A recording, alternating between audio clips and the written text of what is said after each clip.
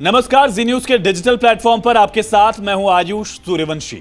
महाराष्ट्र के उप मुख्यमंत्री अजित पवार का प्लेन हादसे में निधन हो गया। अजित पवार, जिन्होंने खुद चाचा शरद पवार से राजनीति सीखी थी, राजनीति का ककहरा सीखा था, लेकिन पवार फैमिली में अचानक आई दुख की इस घड़ी में उनकी पार्टी के भविष्य को लेकर चर्चा शुरू हो गई है कि अब एनसीपी का उत्तराधिकारी आखिर कौन होगा। महायुति सरकार में पार्टी के नए मुखिया का आखिर रोल क्या होगा। और शरद पवार के जमाने से ही एनसीपी को एक फैमिली सेंट्रिक पार्टी के तौर पर देखा जाता रहा, इसीलिए उम्मीद जताई जा रही है कि उत्तराधिकारी का पद उनके परिवार के ही किसी सदस्य को जाएगा। और इसमें सबसे बड़ा नाम किसका है, ये भी समझेंगे। दरअसल अजित पवार के दो बेटे हैं। बड़े बेटे का नाम है पार्थ पवार और छोटे बेटे का नाम है जय पवार। पार्थ ने 2019 में लोकसभा का चुनाव लड़ा था, लेकिन तब उनको हार का सामना करना पड़ा। और जय पवार हमेशा से ही राजनीति से दूर रहे हैं। अजित पवार के छोटे बेटे जय पवार बिजनेस में ही ज्यादा ध्यान देते हैं, यानी कि दोनों बेटों में सिर्फ पार्थ ही पिता अजित पवार की राजनीतिक विरासत के इकलौते दावेदार दिख रहे हैं। और बड़े बेटे पार्थ पवार एनसीपी से जुड़े हुए हैं। उन्हें कई बार पार्टी के कार्यक्रमों में देखा जाता रहा है, एक्टिव भी हैं। मुंबई में कॉमर्स की पढ़ाई के बाद यूनाइटेड किंगडम से उन्होंने हायर एजुकेशन ली और चुनाव प्रचार के साथ ही बड़े कार्यक्रमों के दौरान भी वो परिवार के सदस्यों के साथ एक्टिव रहे। प्रचार में भी लगातार वो रोल निभाते रहे।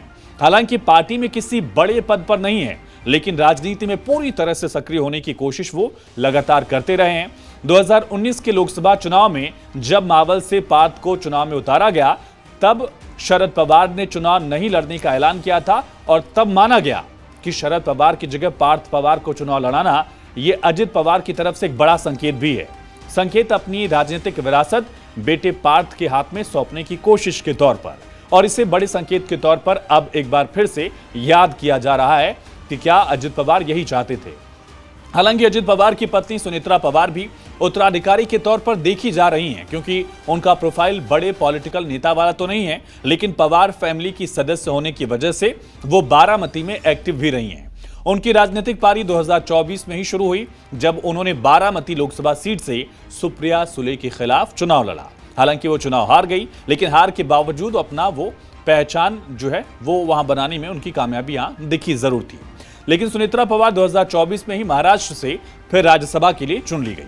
हालांकि पार्थ की तुलना में उनका अनुभव जो है वो कम जरूर है, लेकिन पार्थ के नाम पर अगर सहमति नहीं बनती है तो उनका नाम जो है उस पर विचार किया जा सकता है या आगे बढ़ाया जा सकता है।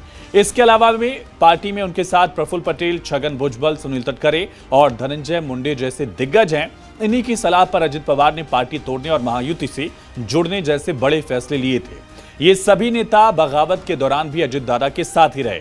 शरद पवार के खास रहे प्रफुल्ल पटेल एनसीपी के संस्थापक सदस्यों में से एक रहे हैं। 2023 में पार्टी विभाजन के दौरान उन्होंने अजित पवार का साथ दिया और प्रफुल्ल पटेल के पास लंबा राजनीतिक और चुनावी अनुभव है। कोंकण में एनसीपी की ताकत माने जाते हैं सुनील तटकरे, वो भी मुंबई में अजित पवार का दाया हाथ उनको कहा जाता है।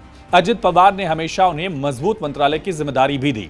महाराष्ट्र में जल संसाधन, ग्रामीण विकास जैसे विभागों को संभाला। हालांकि छगन भुजबल के पास भी अनुभव बहुत है। कई बार बागी तेवर और विवाद की वजह से उनका नाम जो है वो थोड़ा सा पीछे दिखता है। उनके नाम पर सहमति बनना भी बहुत मुश्किल ही होगा। इसी तरह से धनंजय मुंडे का नाम भी लोकप्रिय तो है, मगर बीड में हत्या के मामले में उनका नाम उछलने से नेतृत्व की संभावना कम हो गई है। और ऐसे में पार्थ पवार सबसे बड़े दावेदार हैं, क्योंकि एनसीपी की जो राजनीति रही है वो फैमिली सेंट्रिक रही है। शरद पवार एक्टिव हैं, सुप्रिया सुले एक्टिव हैं, अजित पवार एक्टिव हैं। बेटे को भी उन्होंने चुनाव लड़ाया और इसी तरह से अपनी वाइफ को भी उन्होंने चुनाव लड़ाया था। तो आप देखेंगे कि ये एक ऐसा राजनीतिक दल एनसीपी शुरू से ही रहा है जहां परिवार के लोगों को तरजीह तवज्जो मिलती रही है। और ऐसे में इस बार सबसे बड़ा जो नाम है वो पार्थ पवार का दिख रहा है।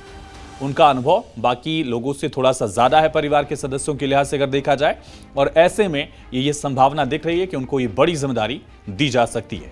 फिलहाल इस वीडियो में इतना ही। बाकी तमाम खबरों के लिए देखते रहिए जी न्यूज।